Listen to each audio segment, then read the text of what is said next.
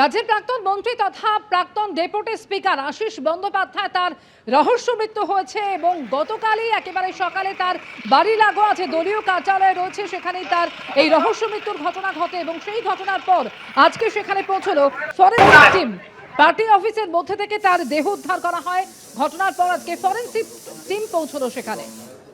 এই মুহূর্তে আমরা দেখতে পাচ্ছি যে ফরেনসিক টিম তারা এসে পৌঁছেছে এবং এই ঘরেই আশিস বন্দ্যোপাধ্যায় প্রাক্তন ডেপুটি স্পিকার প্রাক্তন বিধায়ক তার দেহ উদ্ধার হয় এবং এই পুরো বিষয়টি নিয়ে আশিস বন্দ্যোপাধ্যায়ের বাড়িতে এই মুহূর্তে ফরেনসিক টিম এসছে। আমরা দেখতে পাচ্ছি এই যে দরজা, সেই দরজা তারা খুলছেন, তারা নমুনা সংগ্রহ করবেন এবং এই মুহূর্তে আমরা দেখতে পাচ্ছি যে ফরেনসিক টিম তারা এসে পৌঁছেছেন এবং এই ঘরেই আশিস বন্দ্যোপাধ্যায় প্রাক্তন ডেপুটি স্পিকার প্রাক্তন বিধায়ক তার দেহ উদ্ধার হয় এবং এই পুরো বিষয়টি নিয়ে পুলিশ একটি ইউডি কেস সেটা ফাইল করেছে এবং অস্বাভাবিক মৃত্যুর মামলা রুজু করে তারা পুরোটা তদন্ত করছেন এবং সেই তদন্তের একটা প্রক্রিয়া হিসেবেই এই ঘরটি সিল করা হয়েছিল এবং এদিনকে চাবি নিয়ে খোলা হয়। আমরা দেখতে পাচ্ছি যে ফরেনসিক টিম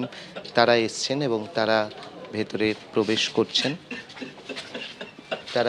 প্রবেশ করছেন ফরেনসিক টিমের যারা সদস্যরা রয়েছেন তাদের সঙ্গে ফটোগ্রাফার, ভিডিওগ্রাফার সবাই রয়েছেন এবং তারা কিন্তু ভেতরে প্রবেশ করছেন তদন্তের স্বার্থে। এই ফরেনসিক এক্সপার্টদের যে তাদের যে বক্তব্য সেটা লাগবে, তাদের তদন্ত লাগবে এবং সেই কারণেই ফরেনসিক টিম এই মুহূর্তে প্রবেশ করেছেন আশিস বন্দ্যোপাধ্যায়ের বাড়িতে। ক্যামেরায় প্রবীরদের সঙ্গে অর্ণব মুখোপাধ্যায়, এবিপি আনন্দ, বীরভূম।